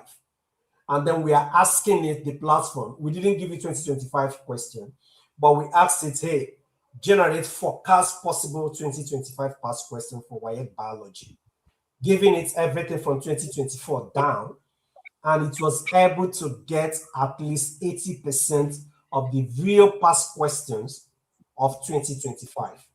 So that is the extent that Exam Forge can actually help you. The next, there are a whole lot of them, and maybe because of time, I think, okay, we still have 20 minutes to go on. Let's talk about career launch. Career launch is another product that we have. For career launch, I think this is especially very important for those you are undergraduates, you want internship, or you're already a graduate, but you're not quite sure where to get the right job you want to apply for. And this job could be jobs that are outside your country, could be outside Nigeria, outside Kenya, outside Ghana, whichever one it is. Once you build your profile on the platform is able to match you to exact career opportunities, job opportunities out there that your profile matches. And you have two options. You can decide whether you want to make the application yourself, or you can just swipe. Most of you might know Tinder, which is this dating app that you use. You swipe left and right. If you like someone, you swipe right. You don't like the person, you swipe left. That's the same way we've built Career Launch. Once it matches you with those jobs, anywhere you want to apply, you swipe left, you swipe right. It will give you an option whether you want the AI to help you make the application and submit it on your behalf, or maybe make the application and show it to you for you to click submit. Or maybe you want to just go ahead and make the application yourself. So you have that choice. But I know after finishing my PhD and looking for job, I know that seeking for job is a full-time job itself. And so we built a tool that allows you to apply to as many jobs as you can in just minutes. Provided you've just uploaded your CV, the AI platform uses your CV and every other thing that you've put in your profile to help you submit those. It writes your cover letter for you. And we've done it in such a way that those cover letters are usually tailored to your profile and to the requirements of this job. So you can always sign up on Aspiralane. You can see the QR code that's showing at the top right corner. And you can also see the link there. It's just aspiralane.co/sign up, and you'll be able to sign up. So they are also free. Of course, you can subscribe, annual subscription, monthly subscription. But if you want to try things out and see if it's worth your money, there's also a free trial that allows you to kind of try these things out. I think because of time, the other one I want to just talk about is also the Scholar Match, because this is the one that kind of give a lot of people the opportunity that they are looking for. So my experience, not going for scholarship when I'm supposed to, and then looking at where I am today and realizing that without scholarship, I don't actually know what would have become of my life today. So I've decided that one of the products we need to build will be something that help people get the right scholarship that they need to pursue their dream. And so what Scholar Match does on Aspiralane platform is that you come on board, you upload your CV, then you build your scholarship profile. That will include the country that you would like to pursue scholarship for, the project, the topics that you are interested in, your subjects and all of that. And then whether you are interested in partial scholarship, fully funded scholarship, or whatever it is. Whether you're interested in national scholarship or scholarship funded by companies or scholarship funded by schools. So you'll be able to select all of that and then give your credentials, right? And once you've done that, the platform automatically match your profile to those scholarships. And when it matches you, we tell you your chances of winning those scholarships.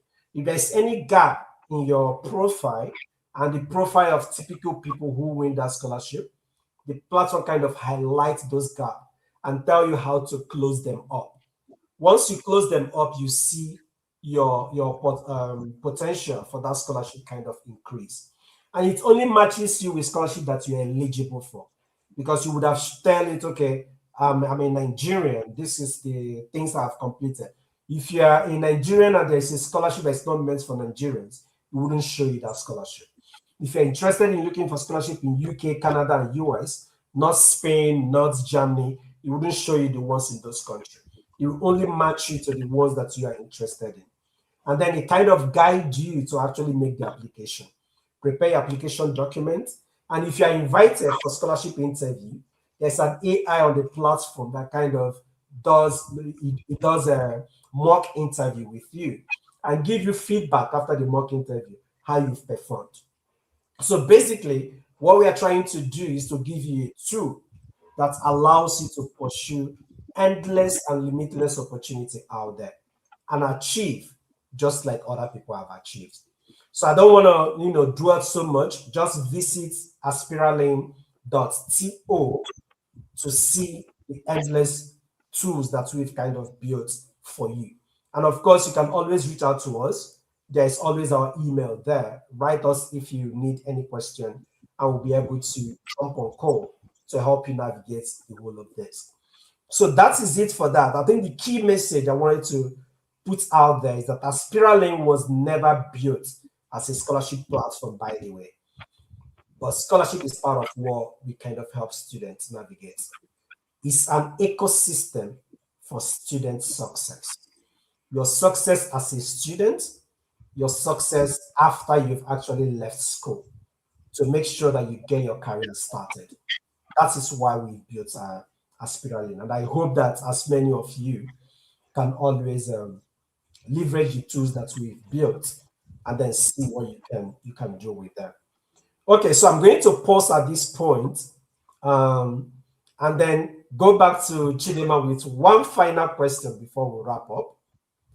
And the final question is, if every student on this webinar and those who will watch the webinar later on, if any of them leave this webinar today and they want to remember just one thing from this conversation, from all the things that you've shared with us, what that one thing be? To learning, there is no end. Keep learning. Learn Loud from learner everyone or quiet learner? quietly. See, Quiet every learner. even people's mistakes are a learning opportunity. Learn. So I want to give you the opportunity to actually tell us why your YouTube or why your company is called a quiet learner. So I don't know, but I would explain something that we always talk about visibility. Visibility is good, but I believe that you cannot brand air. There must be substance to what you are branding. So one of the things people say is, "Oh, I wish I knew early. I would have been visible. I would have documented my progress." But some seasons are not meant to be seen by people. Some seasons when you are making a lot of mistakes, probably there are some seasons that are an incubation that for me, I feel that they were not supposed, those roots were not supposed to be seen. And for me, that was when a lot of my forging, I feel I was forged in the quiet because for like 5 years, some people don't even know where I am till today. Some people still think I'm in New Zealand, other people think I'm in US, but it's not that I'm not even the best kept secret, but I think one of the things that fascinate people is that when they think when they've gotten used to the fact that I'm now in the I'm in the space sector. So I believe your ability to learn and you must not be noisy about it, so to say. You can share, but still there is that humility that comes from I'm learning, and even though I'm learning, tomorrow I'll still be learning. So I think that quietness symbolizes that you can't know it all. It also symbolizes that sometimes you need the roots to go very deep before you can start sharing. It also symbolizes that there should be substance to whatever you are branding, and that success speaks should be you should sell you should your messaging or whatever, people would listen to that success more than whatever. So a lot of it came through my forging. My forging was mainly in the quiet, why I think God was pruning a lot of things from my life. And so yeah, I've learned a lot in the shadows, so to say, and I still learn a lot in the shadows. So I want that to represent how I am known, or how I learn.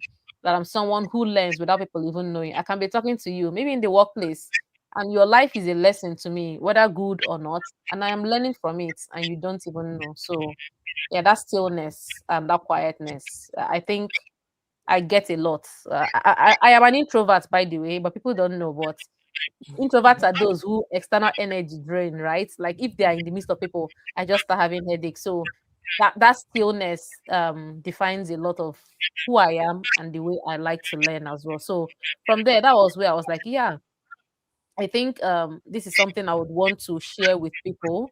Um, that even if things are happening to you, or you think they're happening to you, they may not be happening to you, they might be happening for your own good. So in that quietness, in the stillness, whatever, there's a lot of lessons there. Learn from everything, every circumstance. If let's say you are having problems with relationships, don't say, oh, why me? Why not you? Those people are there to teach you. The good people you meet are there to teach you. The bad people you meet are there to teach you. Everyone is there to teach you something. Your job is to soak it up and learn. So yeah, to learning there is no end. Okay, so yeah, that's where the quiet learner came out from. There were other names I could go with, but I feel this is one name that will stick with me for the rest of my life. So it's something that I would never outgrow. So that's why I went for it, as something I would want to be known for. Branding, that's what they call it, Gen Z. Yes. I Thank love you Gen so Z. much, So Eva. It's been amazing interacting with you. thank you. And Thank you. I think before we draw the curtain, I just wanted to leave everyone with this. Your future is not determined solely by your grades. Yeah, that's count.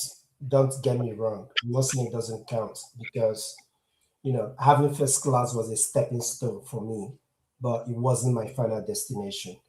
So always have it at the back of your mind that grades are good, but grades don't determine what your future is going to look like.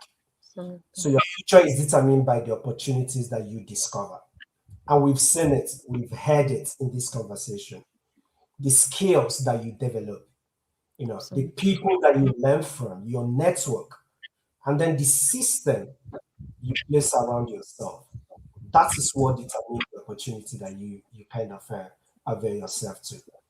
Talent, we've seen, matters. Hard work also matters, but guidance matters too, right?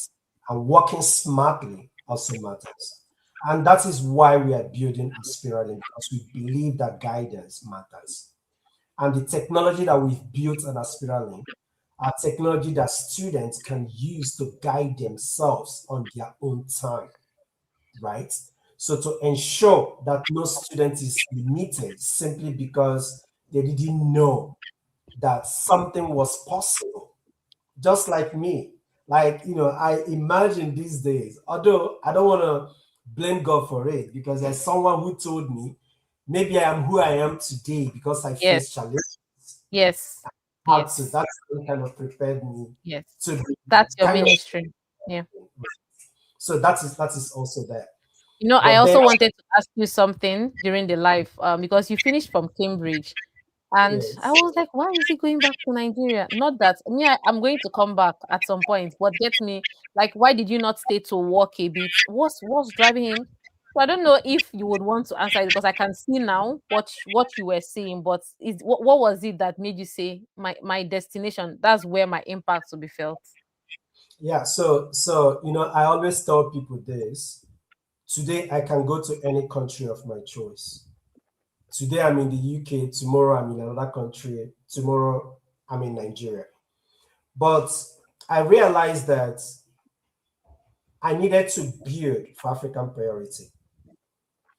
Competition is good, but I don't want to compete where there are more resources for people to survive. I wanted to go back and compete where there are lesser resources. And that's the reason the three companies that I'm building today are all focusing on Nigeria, on Africa. Aspiralane is Africa. We also have Justice Show, which is kind of supporting businesses. Then we also have My Health Integral, which is kind of building for the health sector, right? So all of that is kind of focusing on the Nigerian market, on the African market. Mm, But of course, sometimes, especially when you need access to funding, you need to also play in places like UK, US, yeah, and all that. And yeah. that was the reason I didn't like say, okay, let me go back to Nigeria and just base fully in Nigeria why I built this. Mm, First of all, before I even started building for Nigeria and other country, I had to first of all make sure I had a global talent visa, right? Oh, you So finally that, went for that. I know you when you were asking. Okay, that's good. That's good that you yes, went for that. Yeah, I we know when you have were that asking me. Okay, system. okay. So what that means that I can just travel anywhere and stay Yeah, yeah, anywhere yeah, I am. yeah. I've got my Mm, talent that yeah, allows me to stay in, travel, and go yeah. anywhere. Right. But the main thing is that my focus on Nigeria and across Africa is because I'm very, very passionate about addressing African problems, Mm, about addressing African priorities. So the solutions I'm building are always targeting Africa, Nigeria, and that is it basically, right? amazing. Uh, so yeah, and I hope that this has been exciting for all of you as it is for me, having all of this inspiration from our quiet learner, and then being able to nurture the whole thing that our future, the decisions that we make, the choices we are going to make, the skill set that we acquire going forward. I hope that this conversation, that all of you have kind of learned from it, and that going forward, you'll be able to see one or two things out of it that you can use to make a better choice in your life. And I hope that each and every one of you who is joining us today is going straight to aspiralane.to to sign up. And like I told you, that you are signing up doesn't mean that you need to pay immediately. There are free resources that you can explore and use for now. And when you want something much bigger, then you can pay for the subscription. But at Amazing. least I want as many as possible to be able to use the solutions that we built, because those solutions we built from experience that we've Mm, had in the past. And we wanted those who come after us not to have very difficult experience we have, to yeah. have it very smooth. And we are using cutting edge technology to provide that solution. So that is it for me. Thanks, guys. It's been amazing interacting with you, Chidinma.